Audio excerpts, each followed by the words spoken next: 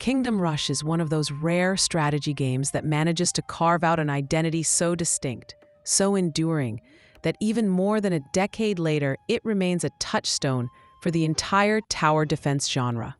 When you first load it up, you're greeted with that classic medieval fantasy aesthetic. Knights, wizards, orcs, goblins, and dragons, all rendered in a style that is both cartoonish and highly detailed, striking a balance that appeals to casual players while still communicating a sense of stakes and danger. The core gameplay is simple to describe, but endlessly deep in execution. Waves of enemies march across winding paths, and your job is to place and upgrade towers to stop them. But where Kingdom Rush sets itself apart is in its combination of tight level design, tactile feedback, and layers of strategic progression that invite experimentation. At the heart of the game are its four main tower archetypes: archery ranges for consistent range damage, barracks for melee units that block enemies, mage towers to pierce through heavy armor, and artillery to deal devastating splash damage. Each tower evolves through upgrades, branching into specialized forms, like rangers that poison foes, paladins who tank blows, sorcerers who summon elementals, or big Bertha cannons that obliterate clustered enemies. This creates a constant sense of growth and personalization, where the towers you choose reflect not just necessity, but playstyle. The upgrade animations, the satisfying sound of arrows firing, the booming explosions, and even the cries of enemies as they fall all contribute to a sense that the battlefield is alive, reactive, and fun to watch, even before you factor in the strategic tension. What's brilliant about Kingdom Rush is the way it layers mechanics. Beyond towers, you have access to reinforcements, summoned soldiers that can be dropped anywhere to stall enemies, as well as a powerful hero system in later entries, where a single character can be moved freely around the battlefield, leveling up over time and gaining abilities that change how you approach encounters. These elements give you real-time tactical flexibility, in addition to the more static strategy of tower placement.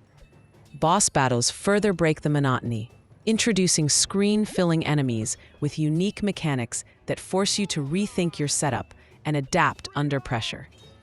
Unlike many tower defense games that simply escalate numbers, Kingdom Rush constantly introduces new enemy types, from fast-moving wolves that slip past defenses to armored trolls that regenerate health, flying harpies immune to ground units, and magic-resistant demons that punish reliance on certain towers. It's this chess-like interplay between tower types and enemy resistances that makes each stage feel like a puzzle rather than a grind.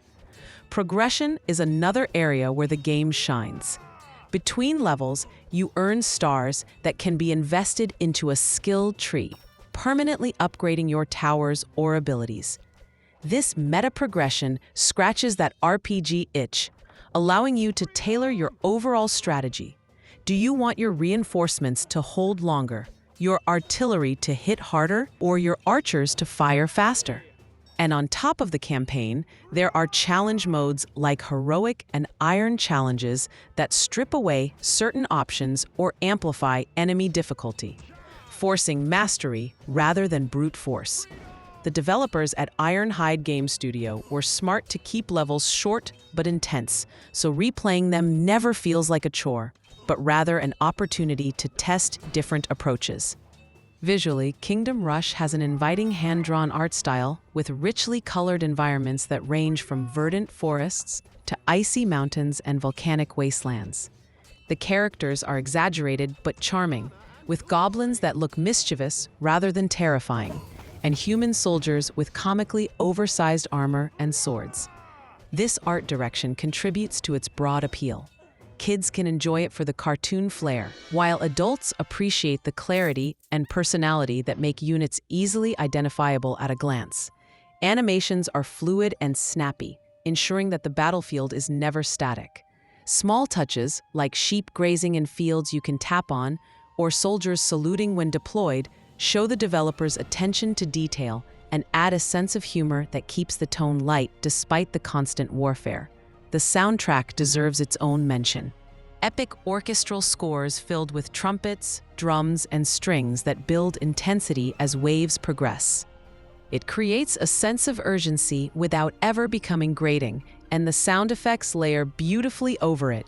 Each arrow twang, magical zap, and booming explosion punctuates the action. The user interface is clean and intuitive, making tower placement snappy and upgrades easy to access even in the heat of battle. The controls, whether on PC or mobile, are responsive and accessible. Tapping to place towers feels natural. Dragging heroes into battle is smooth. And there's never a sense of fighting the interface. From a performance standpoint, Kingdom Rush runs smoothly across platforms, which is important given its roots as a flash game before it expanded to mobile and PC storefronts.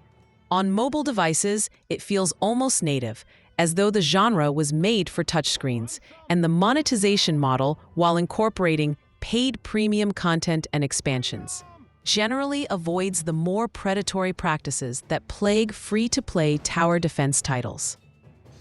Paid heroes or extra campaigns exist, but the base game already offers immense content without requiring extra purchases.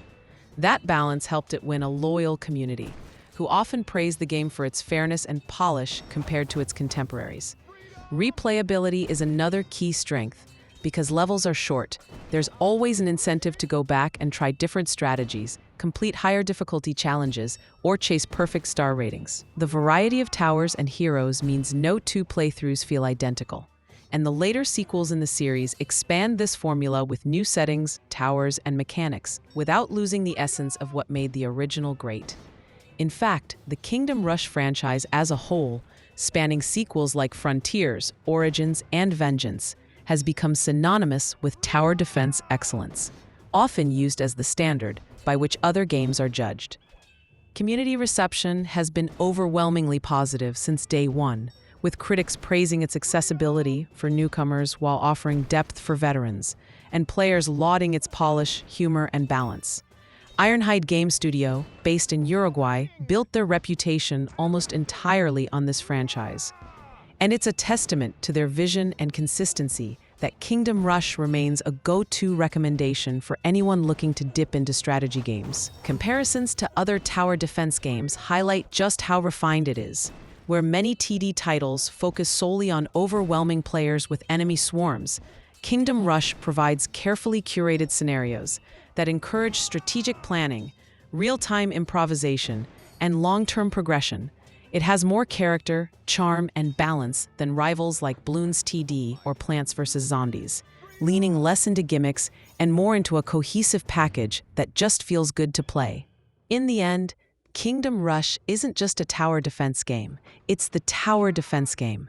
It's the title that proved the genre could be more than just disposable mobile fare, showing how art, design, music, and gameplay could harmonize into something timeless. Whether you're discovering it for the first time or revisiting it years later, it remains just as addictive, just as satisfying, and just as charming as the day it was released. That's all for today's review. We hope you enjoyed it. Don't forget to hit that like button, subscribe for more, and we'll see you in the next one.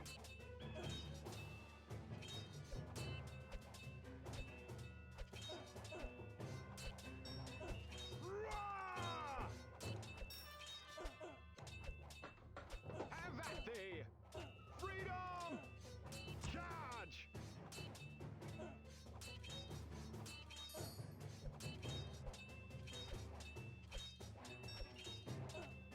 Roar!